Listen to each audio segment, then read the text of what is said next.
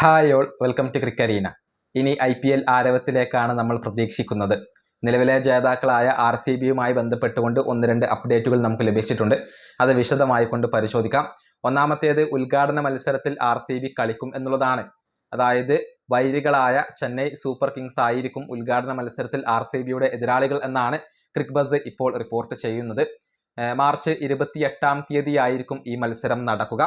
അതേസമയം RCBയുടെ ക്യാമ്പ് എന്ന് തുടങ്ങും, അതുമായി ബന്ധപ്പെട്ടുകൊണ്ടുള്ള ഒരു റൂമർ നമുക്കിപ്പോൾ ലഭിച്ചിട്ടുണ്ട്. മാർച്ച് 15 RCB തങ്ങളുടെ ക്യാമ്പ് ആരംഭിക്കും എന്നാണ് ഇപ്പോൾ അറിയാൻ സാധിക്കുന്നത്. ഒഫീഷ്യൽ സ്ഥിരീകരണങ്ങൾ ഒന്നും വന്നിട്ടില്ല, ഒരു റൂമർ മാത്രമാണ്. ഏതായാലും മാർച്ച് 15 RCB തങ്ങളുടെ പണി തുടങ്ങും. ഇനി സൂപ്പർ താരമായ വിരാട് കോഹ്ലി IPLന് വേണ്ടിയുള്ള ഒരു തയ്യാറെടുപ്പ് ഇപ്പോൾ ആരംഭിച്ചിട്ടുണ്ട്.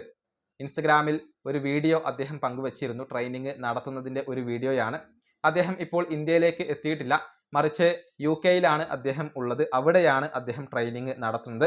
അദ്ദേഹത്തോടൊപ്പം ഉള്ളത് നഈം അമീൻ എന്ന പരിശീലകനാണ്. ഗുജറാത്ത് ടൈറ്റൻസിന്റെ അസിസ്റ്റന്റ് പരിശീലകനായ നഈം അമീൻ എന്ന ഒരു പരിശീലകനാണ് ഇപ്പോൾ വിരാട് കോഹ്ലിയെ പരിശീലിപ്പിച്ചു കൊണ്ടിരിക്കുന്നത് എന്നുള്ളത് വ്യക്തമാണ്. ഇത് ആദ്യമായിട്ടല്ല.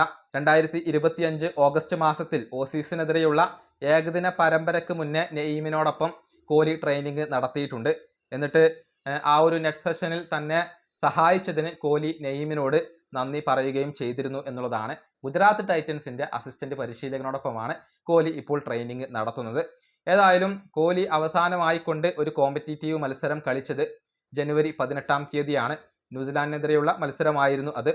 ആ സീരീസിൽ 240 റൺസ് സ്വന്തമാക്കാൻ കോഹ്ലിക്ക് കഴിഞ്ഞിട്ടുണ്ട്. ഒരു സെഞ്ചുറിയും ഒരു അർദ്ധ സെഞ്ചുറിയും ഒക്കെ അദ്ദേഹം സ്വന്തമാക്കി എന്നുള്ളതാണ്.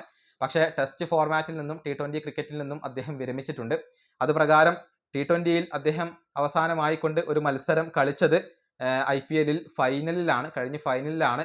നമുക്കറിയാം ഇന്ത്യയുടെ T20 ക്രിക്കറ്റിൽ നിന്നും അദ്ദേഹം നേരത്തെ വിരമിക്കൽ പ്രഖ്യാപിച്ചിരുന്നു. ഈ വീഡിയോ അവസാനിപ്പിക്കുന്നു. അടുത്തൊരു കാണാം.